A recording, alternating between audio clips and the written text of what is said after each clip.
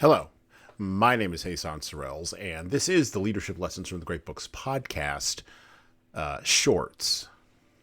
There's no co-host on these shorts episodes.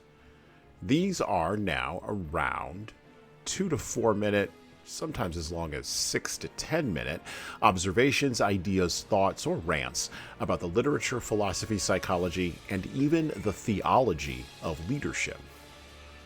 Because listening to me talk about leadership for now around 2 to 4 minutes is still better than reading and trying to understand yet another business book. Even that business book your coworker won't stop raving about because it quote-unquote changed their life, but you can't see any difference in their leadership behavior. So how good could that author be?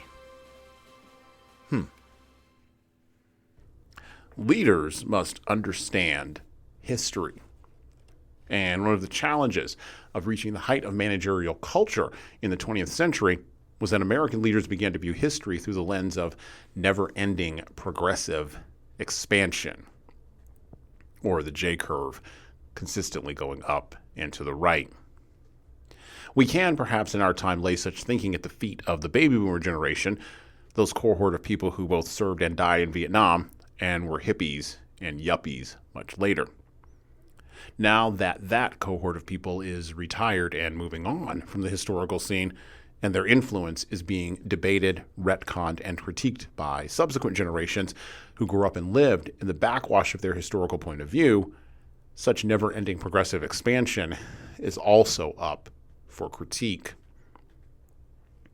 The idea that history is just a tale of never-ending progressive expansion runs counter to the view held throughout most of human history by most people in human history, that history itself runs inevitably and inexorably in cycles, and that those cycles match the seasons of agriculture as well as the seasons of life.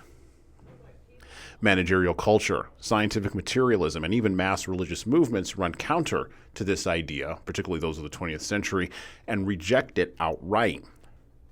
Yet, these cycles still run our lives and are reflected in the pitiless considerations of nature and the sentience we ignore that stirs deep in our souls and rears its ugly head through our movies, music, and books, especially our science fiction books, particularly of the late 20th century, gives release to the unease of the 4 post-World War II generations who suspect, quite rightly, that maybe, just maybe, the cyclical model of history is not yet done with us.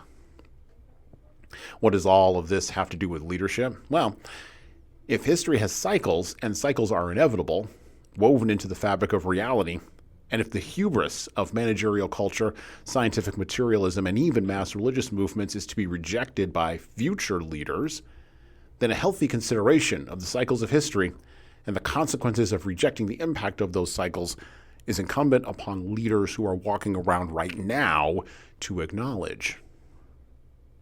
Said another way, we need to get vacations to the moon for sure before the next historical cycle of chaos inevitably rolls over us in the West. And well,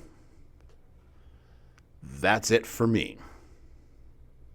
Thank you for listening to the Leadership Lessons from the Great Books podcast today. And now that you've made it this far, you should subscribe to the audio version of this show on all the major podcast players, including Apple iTunes, Spotify, YouTube Music, and everywhere else where podcasts are available. There's also a video version of our podcast on our YouTube channel. Like and subscribe to the video version of this podcast on the Leadership Toolbox channel on YouTube. Just search for Leadership Toolbox and hit the subscribe button there on YouTube. And while you're doing that, leave a 5-star review if you like what we're doing here on Apple, Spotify, and YouTube. Just go below the player and hit 5 stars. We need those reviews to grow, and it's the easiest way to help grow this show. And tell all your friends, of course, in leadership. By the way, if you don't like what we're doing here, well, you can always listen to another leadership show. There are several other good ones out there. At least that's what I've heard. All right. Well, that's it for me.